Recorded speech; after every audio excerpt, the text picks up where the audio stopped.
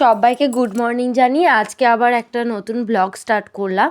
আর আজকে হচ্ছে আমাদের বাড়িতে কালী পুজো, অমাবস্যা না পূর্ণিমা, যাই হোক আমি তো ঠিক জানি না, সেই কালী পুজোটা আর কি, শ্যামা কালী পুজো। তো সেজন্য লোকজন আসবে, তার জন্য ঝটঝট করে মামামকে নিচেতে রেখে আর কি, ও ঘুম থেকে উঠে পড়েছে, তো নিচেতে রেখে আমি চলে এলাম ওপরে বিছানাটা তুলতে। আর দেখো এখন 8:30 পৌনে 9 এরকম বাজে, কীরকম রোদ এসছে আমার জানলা দিয়ে। এই শীতকালে না আমার বিছানা অবধি প্রচুর রোদ আসে, আমার কিন্তু খুব ভালো লাগে। আর মামাম কিন্তু বেশিরভাগ টাইম এই জানলাতেই কাটায়। তো যাই হোক, এখন বিছানাটা আর কি এইভাবে টান টান করে পেতে নেবো কাঁথাটাকে, তারপর একটা নতুন বেডশিট আলমারি থেকে বের করে বেডশিটটা পেতে নেব। আর এই দেখো বেডশিটটা এখানে হচ্ছে কি যে বের করে নিলাম, আর সব কিছু কাঁচাই তোলা থাকে, এগুলো আর কি অকেশন পারপাসে পাতি। তো সেই জন্য, আর এই বেডশিটটা আমার বরমশাই আমাকে না জানিয়ে ফ্লিপকার্ট থেকে পারচেস করেছিল। এত সুন্দর বেডশিটটা, যতবারই কেচেছি একটুও রং ওঠে না, আর এত সুন্দর প্রিন্টেডটা, খুবই সুন্দর লাগে। তো যাই হোক, এখন এই যে বিছানাটা টান টান করে পেতে নেব।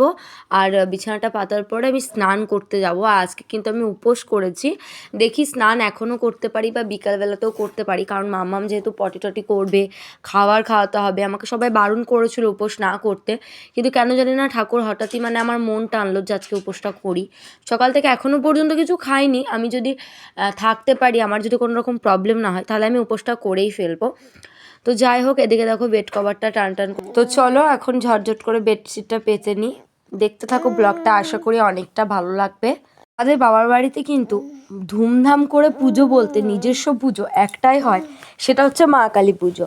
আর আমার শ্বশুর বাড়িতে ধুমধাম করে পুজো বলতে দুর্গা পুজো, কালী পুজো, তারপরে মানে এই দুটো, দুর্গা পুজো আর কালী পুজো, এই দুটো পুজো ধুমধাম করে হয়। দুর্গা পুজো কিন্তু আমাদের নিজস্ব পুজো, আর এত ভালো লাগে না এই পুজোগুলো। আর আমি কিন্তু ঠাকুর ভক্তি, মানে ঠাকুরের প্রতি ভক্তিও আমার খুব, মানে করি ঠাকুরকে ভক্তি এক কথায়। আর আমি উপোস করতে ছোটো থেকেই খুব ভালোবাসি। তো এদিকে ঝটঝট করে বেডশিটটা যাই হোক করে পেতে তো নিলাম। আর এখন সমস্ত মানে জামা কাপড়গুলো বের করব, রাত্রেবেলায় কি পরবো না পরবো। আর কভারগুলো হচ্ছে কি যে, বালিশটা যতটা আর কি মাপ আছে, কভারগুলো কিন্তু ঠিক ততটাই, মানে বালিশের কভারে বালিশগুলো কিন্তু ঠিকঠাক একদম। আর আমাকে তোমাদের দাদাভাই একদম সারপ্রাইজ দিয়েছিলো যে তোমার বেডশিটটা যদি পছন্দ না হয় আমি রিটার্ন করে দেবো। কিন্তু বেডশিটটা দেখার পর আমার এত ভালো লেগেছিলো, রিটার্ন তো দূরের কথা, আমি রেগুলার ইউজের কথাও ভাবি না, তোলাপাড়া করে ইউজ করি। তো যাই হোক, আর মামামের জন্য দুটো হুডি অর্ডার দিয়েছি। আজকে মামামের 5টা প্যান্ট এসছে, দুটো হুডি অর্ডার দেওয়া আছে। হুডি দুটো অর্ডার আর কি যেদিন আমি তোমাদের সাথে ভয়েস ওভার দিচ্ছি সেদিন কিন্তু চলেও এসেছিলো। বাট মামামের আমি 2 থেকে 3 বছর অর্ডার করেছিলাম, সেটা কিন্তু অনেকটাই ছোটো মামামের, সেজন্য 3 থেকে 4 বছর আবার অর্ডার করলাম। দেখি মানে কেমন আসে। টাইট বলতে শরীরে টাইট হচ্ছে না, মাথাতে ঢুকতে একটু প্রবলেম হচ্ছে।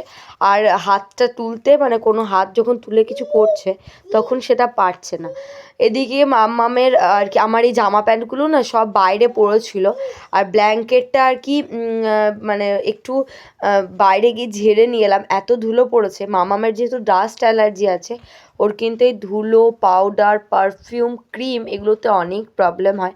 কিন্তু ক্রিম তো মাখাতেই লাগে, বাচ্চা মানুষ, ক্রিম না মাখালে গা হাত পা কীরকম একটা খসখস করে। আমি যখন ঘুমোই তখন কিন্তু তোমার সাথে ভয়েস ওভার দিতেই পারি, কিন্তু তখন এটা ওটা করতেই নিজে ব্যস্ত হয়ে পড়ি, তার জন্য পাশ থেকে কিন্তু ওর গুনগুন আওয়াজটা তোমরা পাও। তারপর চলে এসছে হচ্ছে সন্ধ্যেবেলা, দেখো আমিও রেডি হয়ে নিয়েছি, এদিকে ছদ্দি ভাই, এদিকে জেঠি।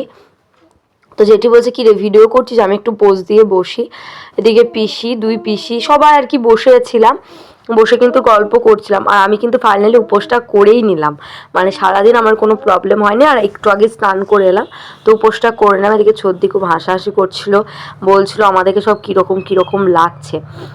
যাই হোক, আর এই আমার মেকআপ লুকটা না, আমি আগে এরকম একটা গ্লো মেকআপ লুক চাইতাম, এখন জানি না বয়সের জন্য হয়তো হয়ে গেছে। এদিকে দেখো ঠাকুরমশাই কিন্তু পুজো করা স্টার্ট করে দিয়েছে, পুজো পার্বণ মানে পুজো পুরো শুরু হয়ে গেছে। এদিকে ফুলের ডালনা টালনাগুলো সাজানো হয়ে গেছে, আর এদিকে আমি তো ধূপটাকে আর কি রেডি করছিলাম। আমি কিন্তু এইসব কাজগুলো করতে মন থেকে সত্যি খুব ভালোবাসি, আর এগুলো আমার করতে খুবই ভালো লাগে, সেটা উপোস হয়েই হোক বা অন্যভাবেই হোক।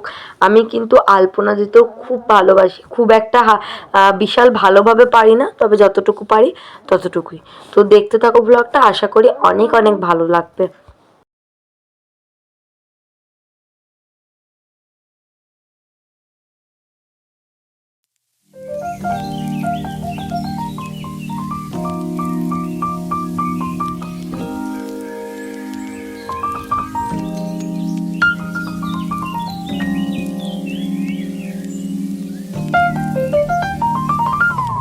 তারপর এই যে দেখো এখন হচ্ছে কি যে বলি হবে, মানে চাল কুমড়ো বলি হবে, তো সেজন্য সব কিছু রেডি করা হচ্ছিল।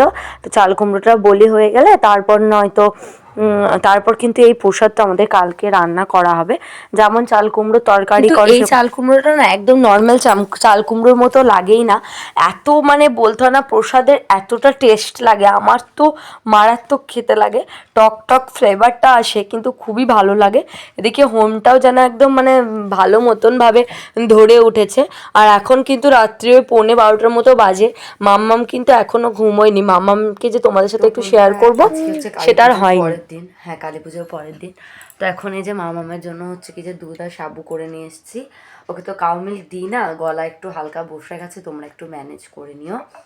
তো ওকে যেহেতু কাউ মিল্ক দিই না, ফর্মুলা মিল্কের সাথে যে দুধ সাবুটা, ওকে এই রিসেন্ট এই মাসে ডাক্তার দেখাতে গেছেন, ডাক্তারই সাজেস্ট করেছে যে ওর যেহেতু বয়সটা এখন 2 বছর হবে, তো ফর্মুলা মিল্কের সাথে খুব পাতলা করে সাবু দিতে, তো সেটাই খাওয়াবো।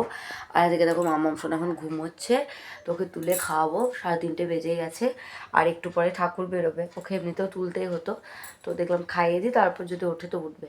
তো চলো এখন ঝটঝট করে খাবারটা খাইয়ে দিয়ে রেডি হব, তারপর নিচে যাব। তো দেখতে থাকো। তাই খাওয়া দাওয়ার পর আবার মাম্মা হচ্ছে কি যে ঘুমিয়ে পড়েছিল। হ্যাঁ মাম্মাম ঘুমিয়ে পড়েছিল। আর তোমরা কি কেউ নোটিশ করলে বা শুনতে পেলে মাম্মা কিন্তু মা মা বলছে, কারণ আমি যখন ভয়েস ওভার দিচ্ছি ও কিন্তু ভিডিওটা দেখতে পাচ্ছিল, সেজন্য ও মা মা করে চিৎকার করছে। মানে ওর ঠাকুরের প্রতি এত ভক্তি, ওর বয়স কিন্তু এখন 19 মাস, তো ওর যা ঠাকুরের প্রতি ভক্তি, মানে যেই দেখে সেই বলে। ওকে তো এগুলো কিন্তু আমি ওকে একদমই শিখিয়ে দিইনি, কারণ ওকে আমি যেটা শিখাই সেটা কিন্তু ও শিখতে চায় না, ও নিজে থেকে যেগুলো করে সেটা কিন্তু সত্যি কথাই মন দিয়ে শেখে।